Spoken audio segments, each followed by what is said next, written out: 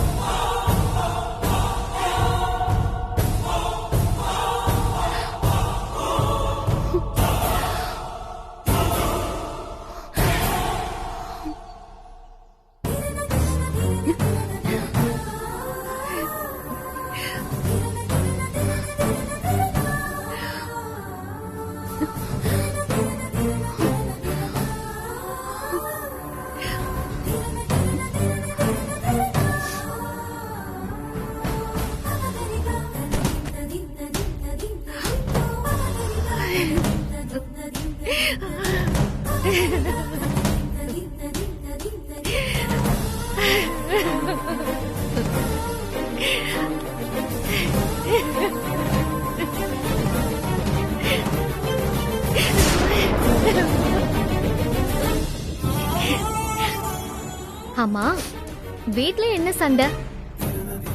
நான் மதியழகனோட பொண்ணுன்னு சொல்லாம மறைச்சதால கோவப்பட்டு உன்னை வீட்டை விட்டு வெளியே போக சொல்லிட்டாங்களா? ஏன் அப்படி கோவப்பட்டாங்க? என் அம்மா அப்பாவை இவங்களுக்கு ஏற்கனவே தெரியுமா? எதுக்கு இவ்ளோ ஓவர் ரியாக்ட் பண்றாங்க? ஆமா, நீ ஏன் இப்ப உட்கார்ந்து அழுதுட்டு இருக்க? சரி, உன்னையே அனுப்பிட்டாங்க, என்ன எப்படி வச்சிருப்பாங்க? நான் போய் என் பேக்கே எடுத்துட்டு வரேன், இரு.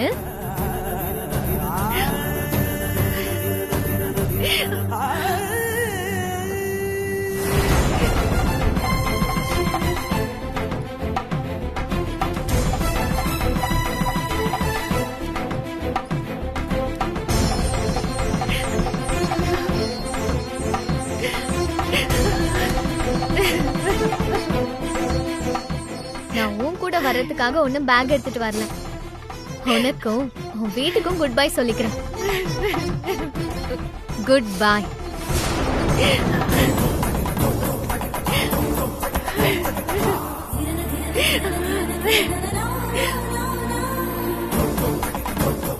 ஆதிரா மேஜர் ஆகிறதுக்கு இன்னும் 6 மாசம் இருக்கு.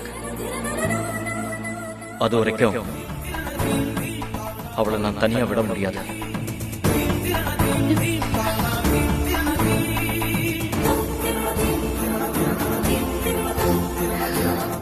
அவளை உன்னை நம்பிதான் விடுறேன். நீதான் அவளுக்கு நல்ல வழியை காட்டணும்.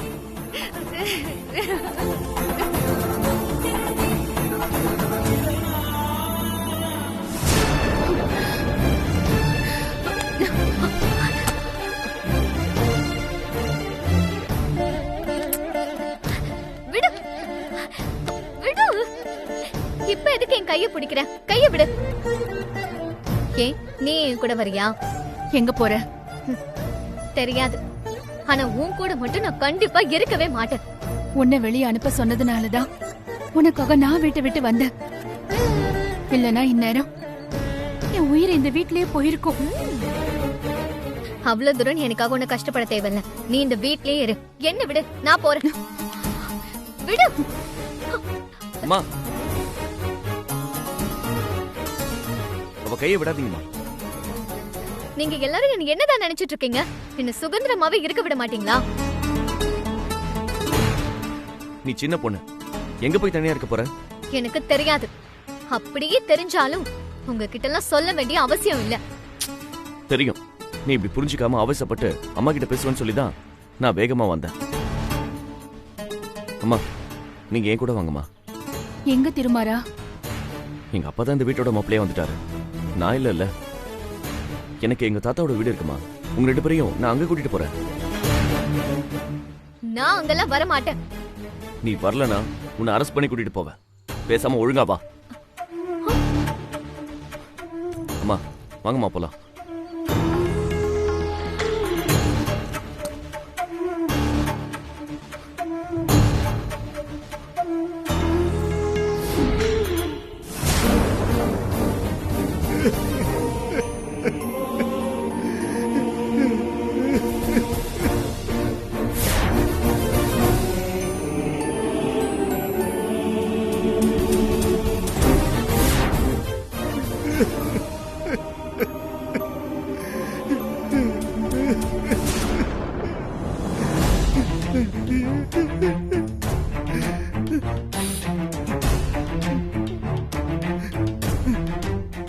ஏங்க, உங்க தங்கச்சி செத்து போனதை நினைச்சு இங்க உட்கார்ந்து அழுதுட்டு இருக்கீங்களா?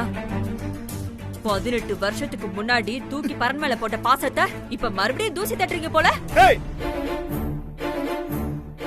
செத்து போனது என் கூட பிறந்த தங்கச்சி.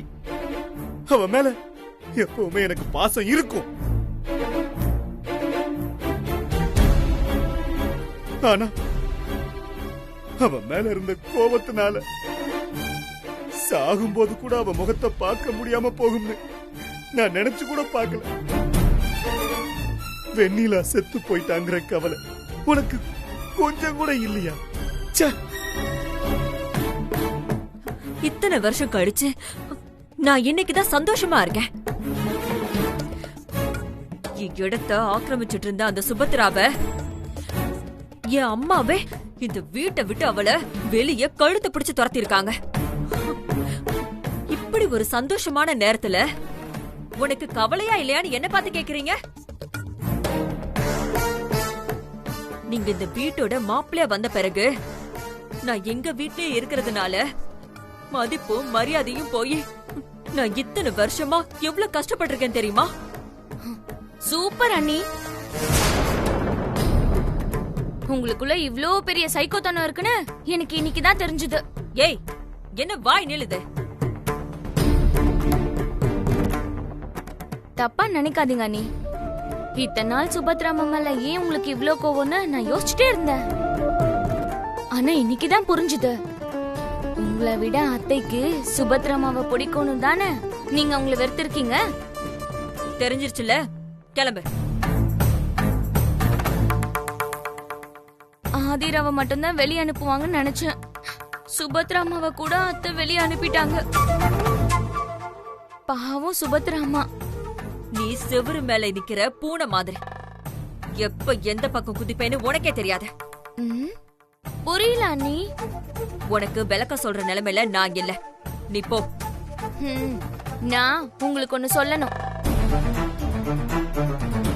அந்த ஆதிரா வெண்ணிலாவோட பொண்ணுங்கிற உண்மை உங்க எல்லார விட எனக்கு முன்னாடியே தெரியும்.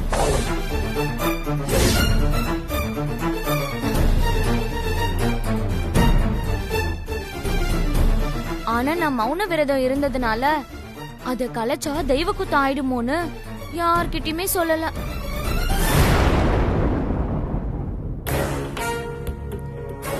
நல்ல காரியம் தான் பண்ணிருக்க. நீ அப்பவே சொல்லி இருந்தீனா அம்மா ஆதிராவை மட்டும்தான் வெளியில அனுப்பியிருப்பாங்க. இப்போ உண்மை அவங்களுக்கே நேரடியா தெரிஞ்சதுனாலதான் சுபத்ராவையும் சேர்த்து வெளியில அனுப்பியிருக்காங்க.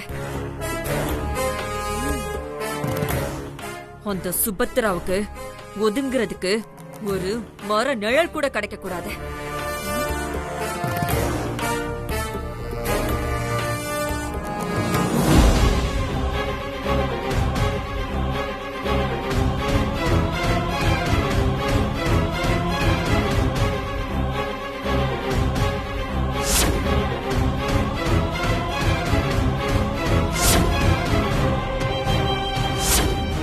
நானும் மாமாவும் நிஜமாவே கோவில்ல கல்யாணம் பண்ணிக்கிட்டோம். பாருங்க தாலிய.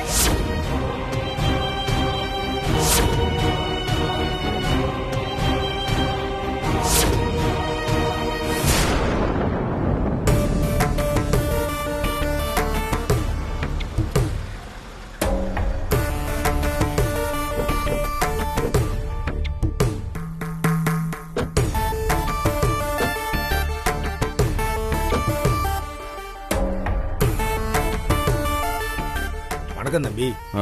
ஆமா, தாத்தா எங்க? அவர் என்னைக்கு தம்பி வெளியே வந்திருக்காரு? இத்தனை வருஷமா வீட்டுக்குள்ளே இருக்க மனுஷன் தானே, உள்ளதான் இருக்காரு. போய் பாருங்க தம்பி. சரி, நீங்க போய் லக்கேஜ் எடுத்துட்டு வாங்க. சரிங்க தம்பி. வாங்கம்மா.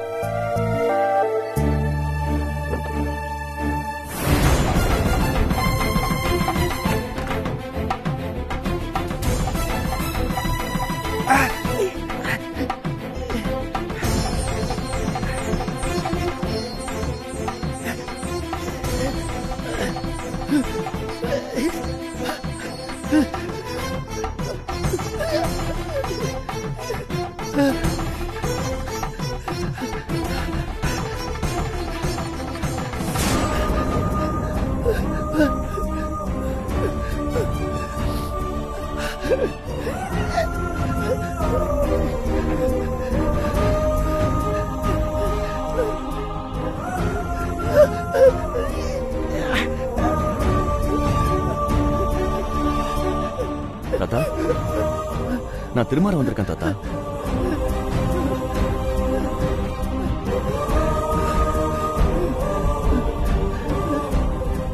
தாத்தா, அங்க பாருங்க தாத்தா, யாரும் வந்திருக்காங்கன்னு. சுபத்ராமா வந்திருக்காங்க.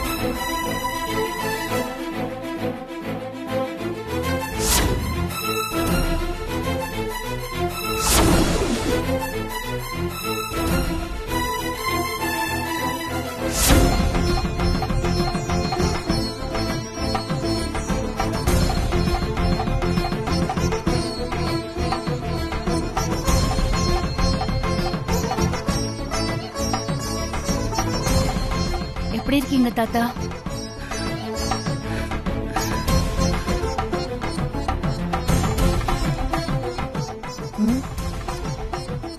நான் நல்லா இருக்கேன். தாத்தா, சுபத்ராமா இங்கதான் தாத்தா இருக்க போறாங்க.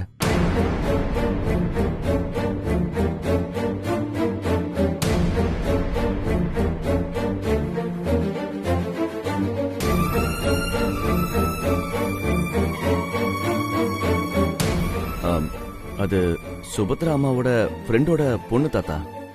பேரு ஆதிரா. அந்த பொண்ணும் கொஞ்ச நாளைக்கு இங்கதான் தாத்தா இருக்கும். ஆ, ஏன் தாத்தாக்கு பேச வராதா? எங்க தாத்தா பேசுறத நிறுத்தி 18 வருஷமாச்சு. என்னது, இவ்ளோ நாள் மௌன விரதமா? அப்படி என்ன பெரிய வேண்டுதல் வச்சிருக்காரு உங்க தாத்தா? தாத்தா பேசுறத நிறுத்தி இந்த இருட்டுல 18 வருஷமா வாழ்றது ஏதோ ஒரு தீராத வேண்டுதலுக்காக இல்ல.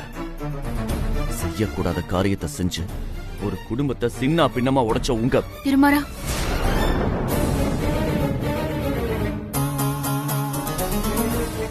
அது வேற ஒண்ணும் இல்ல ஆதிரா.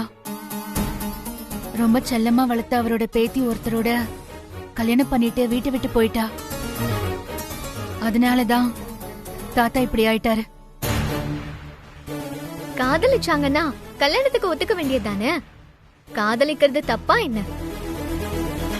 மனசுக்கு பிடிக்காதவங்க கூட எப்படி நம்ம நிம்மதியா வாழ முடியும்? காதலிக்கிறவங்க கல்யாணம் பண்ணிக்கிட்டாதான் நல்லது. நீயும் ஒரு பொம்பளை தானே, நீயாச்சும் எல்லாருக்கும் புரியுற மாதிரி சொல்லிருக்கலாம்ல. எல்லாரும் ஒரே மாதிரி இருக்கீங்க. காதல் ரொம்ப புனிதமானதுன்னு சொல்லுவாங்க. உங்க எல்லாருக்கும் காதல்னா என்னன்னு எப்பதான் புரியுமோ?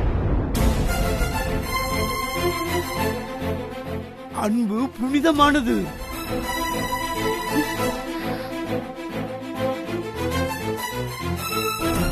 எந்த எதிர்பார்ப்பும் இல்லாத அம்மாவோட பாசம் புனிதமானது.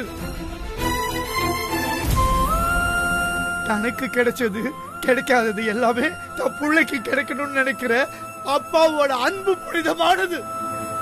அம்மா அப்பா இல்லைனாலும் அந்த இடத்துல இருந்து தம்பி தங்கச்சிகளை வளர்க்கிற அக்கா அண்ணனோட அன்பு புனிதமானது. யாரு என்னன்னு தெரியாமலேயே 2 பேர் அறிமுகமாகி கல்யாணம் பண்ணிக்கிட்டு குடும்பம் நடத்துறாங்களே, அவங்களுக்குள்ள இருக்கிற காதல் புனிதமானது. ஏற்கனவே கல்யாணமானவங்க நடுவுல போய் நின்னு தன்னோட பேராசையினால அந்த குடும்பத்தையே அழிச்சு அதுல ஒருத்தர் அபகரிச்சாலே அது புனிதம் இல்ல, அசிங்கம், அசிங்கம், அசிங்கம். தாத்தா, தாத்தா, நீங்க பேசுறீங்க, நீங்க பேசுறீங்க தாத்தா. அம்மா இங்க பாருங்கம்மா, தாத்தா பேசுறாரு.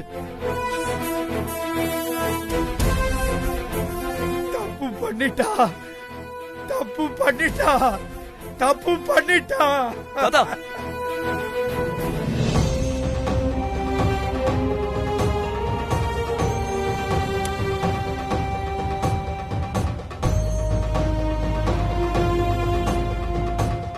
சாரதா, இருட்டுக்குள்ள உட்கார்ந்துகிட்டு நடந்ததை பத்தி யோசிச்சுக்கிட்டு இருக்கேன் சாரதா. எதுக்கு நமக்கு மட்டும் தொடர்ந்து இப்படி எல்லாம் நடக்குதுன்னு யோசிச்சுட்டு இருக்கேங்க. மருமகளுக்கு துரோகம் பண்ணிட்டான்னு சொல்லி சொந்த மகனையே நீ இல்லைன்னு சொல்லிட்ட. நீ வேண்டான்னு சொன்ன உறவை வீட்டுக்கே கூட்டிட்டு வந்தான்னு சொல்லி மூத்த மகளா பாத்துக்கிட்டு இருந்த சுபத்ராவை வீட்டை விட்டு அனுப்பிச்சிட்ட. நான் பண்ண தப்பே அதாங்க. மருமகளா பார்க்காம பெத்த மகளை விட அதிகமா அன்பா பாத்துக்கிட்டேன். அவ எப்பவுமே தப்பு பண்ண மாட்டா, என் நம்பிக்கையை கெடுக்க மாட்டான்னு அவளை கண்மூடித்தனமா நம்பிக்கிட்டு இருந்த. 18 வருஷத்துக்கு முன்னாடி மதியழகனுக்கும் இந்த வீட்டுக்கும் எந்த சம்பந்தமும் இல்ல, அவன் செத்து போயிட்டான்னு சொல்லி நான் காரியம் பண்ணும் போதே அவளும் அவனை மறந்துடுவான்னு நான் நினைச்சுக்கிட்டேன். ஆனா அந்த மதியழகன் கட்டின மஞ்ச கைத்துக்கு சுபத்ரா இன்னைக்கு வரைக்கும் இந்த அளவுக்கு மதிப்பு கொடுப்பான்னு நான் நினைச்சு கூட பாக்கலங்க. புகுந்த வீட்டுல எப்படி அன்பா இருக்கிறது, புருஷன்கிட்ட எப்படி எதிர்பார்ப்பே இல்லாத காதலோட இருக்கிறது, இதுக்கெல்லாம் சுபத்ரா தான் உதாரணம்னு நீதானே சாரதா எத்தனையோ தடவை சொல்லியிருக்க. அவளுக்கு மட்டும் இதெல்லாம் கஷ்டமா இருக்காதுன்னு நினைக்கிறியா சாரதா? அவகிட்ட எந்த எதிர்பார்ப்பும் இல்லாத அன்பு இருக்கிறதுனாலதான் அவளோட வலியையும் பாரத்தையும் தனக்குள்ளே வச்சுக்கிட்டு இன்னமும் நம்ம எல்லாரையும் கஷ்டப்படாம பாத்துக்கணும்னு இதெல்லாம் பண்ணிக்கிட்டு இருக்கா சாரதா. அப்படித்தான் மதியழகன் பொண்ணையும் இந்த வீட்டுக்குள்ள கூட்டிட்டு வந்து பாத்துக்கணும்னு நினைச்சிருக்கா. என்கிட்ட ஒரு வார்த்தை சொல்லி இருக்கலாம்ல. அந்த அளவுக்கு நான் அவளுக்கு யாரோ ஆயிட்டேனா? உன்கிட்ட சொன்னா நீ வருத்தப்படுவோமா? அதுக்காக தான் அவ உன்கிட்ட சொல்லல. உனக்கு பழசெல்லாம் ஞாபகப்படுத்த கூடாதுன்னு கூட அவ நினைச்சிருக்கலாம்ல. சரி, அதெல்லாம் இருக்கட்டும்.